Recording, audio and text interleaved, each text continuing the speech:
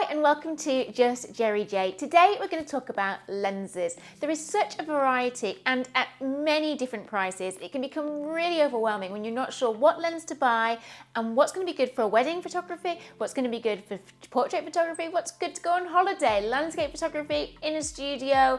There are so many different aspects to a lens. So let's talk about the benefits of the prime and the zoom.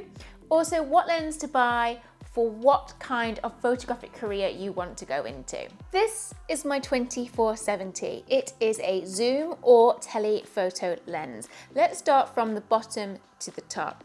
Here you have the focal zoom. And this one, as I said, is 24-70. So the widest point is 24, the shortest point it is 70. And all the numbers across the bottom are what focal length you've selected. This middle section on this Nikon 24-70 has a distance scale, generally that's used for landscape photography. Then on here you have a 2.8, which is the maximum aperture. Now 2.8 won't let a lot of light in low light situations. It's generally not used for low light, and what's recommended is more of a prime zoom, which we will get to. On the side here you have manual and you have manual to autofocus. Most of the time I have it in manual to autofocus. Only in difficult lighting situations do I push it down to the word M, which means manual, and then I can focus it myself. In manual and autofocus, which is an M and an A, you can focus it yourself while it's in autofocus, but then you must click it to M so then it won't refocus again after you've done that. So this is my 24-70 telephoto. Now usually this would have IS written on it, the new ones do, which means it is an image stabilizer, or it would have VR written on it. Mine isn't image stabilizer, not yet.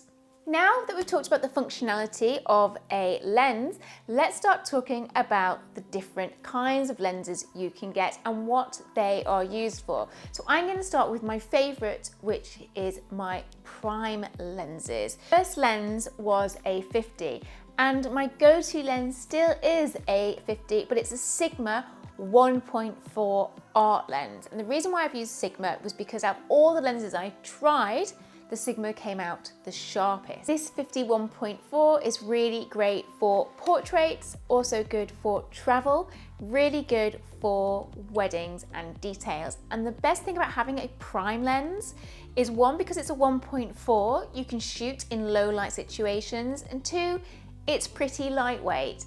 There are the benefits of having it. So, and also with the 1.4, you get this beautiful soft bokeh background. So if you really want that creamy image, then the 1.4 is the best to go to. And I will shoot generally around 2.2. Only on the rare occasion will I shoot at an aperture 1.4. But if I'm going to shoot at 1.4 and I'm going to be abroad in bright sunlight, then I will use an ND filter. This is my ND filter. It's from Hoya and it is a filter 4, which means it stops 2 stops of light on my lens when I'm shooting, which means that I can drop my aperture down to a shallower number, less than 2.2 if I want to, so then I get a softer background.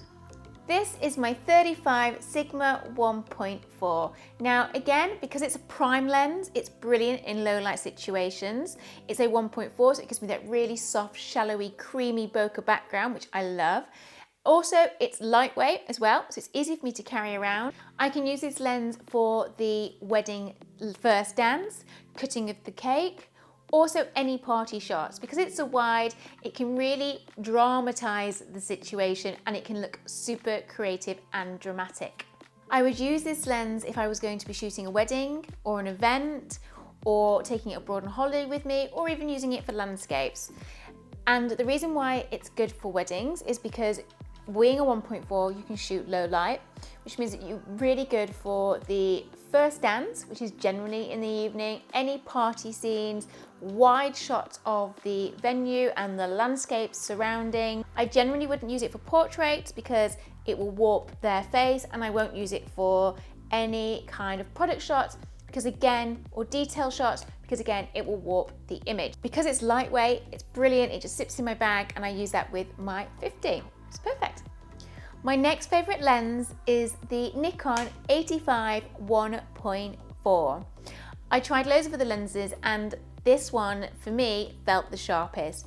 And I use this lens for all my portrait shots, but I generally would shoot around 3.5 to aperture 4, making sure that most of their face is in focus and all of the bit that falls off focus is round about just before the ears going backwards.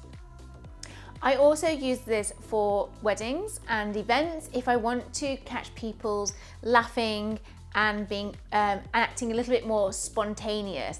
Then I will stick on my 85 and I will roam round and I will catch people when they're not expecting it, and you get some amazing shots. I don't generally take this away with me just because if I've got my 50, I can shoot portraits on that and I'll leave my 85 at home. But most of the time this is my studio lens and I use it for portraits and I use it for weddings as well. And also, if I want to do couple shots, I will use either my 85 or I will use my 50. And if I'm doing a wide couple shot, then I will use my 35 1.4. So for couple posing, 85, 50 and 35.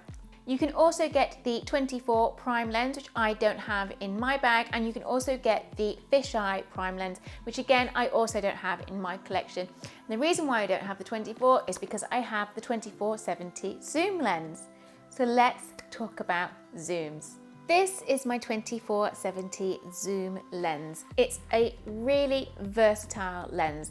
And if you don't want to spend all the money buying the separate primes, the 24, the 35, the 50, the 85, the 105, then you can buy the 24-70 and the 70-200, which we'll talk about next. Now, the 24-70 is a maximum aperture of 2.8. So that means it's not that great for low light situations, and from my experience, I very rarely shoot this lens at 2.8 because most of the images come out with a very soft focus feel to them. The only time I generally use this is in a fast paced moving environment and I don't have the opportunity to switch out all my lenses. So I will switch on my 24-70 and I generally will use aperture 4 and above. I don't go any higher than 5.6, 6.1 because I want that soft background, but it all depends on what you're shooting and how you want your images to feel. But yes, it's a fantastic, versatile lens. The only downside from the zoom lenses is they are weighty, but if you're not carrying 3 primes, then I guess it's lighter than carrying 3 primes around. And that's my 24-70. My next lens is my 70-200. Now this is a real workhorse of a lens. It's fantastic in most situations. If you're going to be shooting a wedding, if you're going to be at events, you can also use in a studio. It's again 2.8, but I do find that this lens is much sharper than my 24-70 at 2.8, and I do shoot at 2.8 on a regular. It is very heavy, but it also has VR, which is image stabilizer, which is perfect if you are going handheld. But if you handheld at 2.8, you have to compensate by shooting more images to check that you've actually got the right amount that are sharp. It is a fast lens. You can have active and normal, which is generally to do with sports photography. But if you are going into events or weddings, having a 70-200 and your 24-70 as your starter lenses is a perfect all-rounder. It means that you can be fast, you don't have to switch lenses all the time, so you can catch all those spontaneous moments without worrying you're going to miss the shot by changing your lenses. Very heavy, but it's really versatile. And this is perfect as well if you want those beautiful soft backgrounds. Because it is a zoom lens, a telephoto lens, you compress the image, which gives you a really soft, creamy, lovely background, and you don't have to go down to 2.8 aperture to get that either. So this is a really nice all-rounder lens. And again, I use it in the studio, for weddings, for events. I don't travel with it myself. If I'm going on holiday, I will take my prime lenses, and if I'm doing a shoot, then I will take this lens with me and my 24-70 just in case anything happens to my 3 prime. So guys, I hope that was helpful. So that's my 3 prime lenses, my 35, my 50 and my 85 at a 1.4 up to a 1.8 aperture, which is the depth of field on my lenses. Then also my 2 zoom lenses, my 24-70 and my 70-200. If you are going to start a career in photography and you're doing wedding photography, then you can either buy the shallower lenses, the prime lenses, which are lighter and will give you that softer background, and you can use them in low light using the 85 and the 50 for your portraits, the 35 for wide shots, dance shots, first dance shots, cutting of the cake but not for details, venue shots, and then you can use all 3 if you want for your couple shots.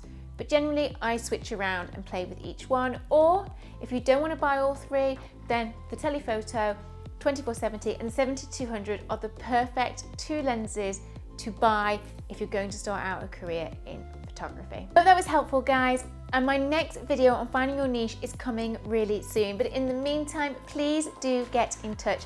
I want to hear about your business, your creative journey, and your struggles, and what you want to see here at Just Jerry J. It would mean the world to me if you would subscribe, follow, comment, and all that good stuff. Until next time, stay creative, work hard, and just stay motivated. Thank you so much for watching.